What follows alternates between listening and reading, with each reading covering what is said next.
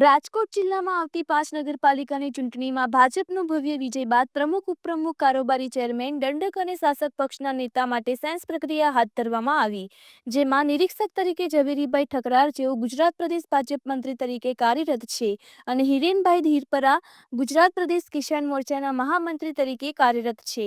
આ તકે જિલ્લા ભાજપ પ્રમુખ અલ્પેશભાઈ ઢોલરિયા, મહામંત્રી નરેન્દ્રસિંહ જાડેજા, હરેશભાઈ હેરબા, રવિભાઈ માકડિયા સહિત અપેક્ષિત શ્રેણી હાજર રહ્યા હતા।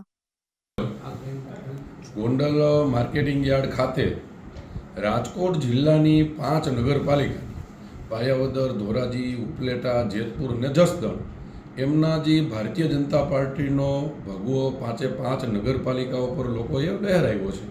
તો હવે જ્યારે એના પ્રતિનિધિ નીમવાની વાત આવે, પ્રમુખ ઉપપ્રમુખ કારોબારી દંડક એ જ્યારે નીમવાની વાત આવે ત્યારે પાર્ટીની પરંપરા પ્રમાણે ગુજરાત પ્રદેશના 2 આગેવાનો સાંભળવા આવતા હોય છે અને એ જ રીતે આજે ગોંડલ માર્કેટિંગ યાર્ડ ખાતે રાજકોટ જિલ્લાની 5 નગરપાલિકામાં પ્રદેશના આગેવાનો નિરીક્ષકો સાંભળવા આવ્યા છે।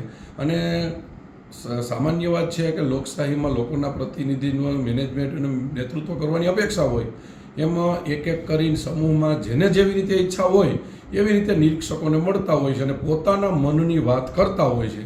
તો આજે અહીંયા સેન્સ પ્રક્રિયા ગોંડલ ચાલુ છે રાજકોટ જિલ્લાની।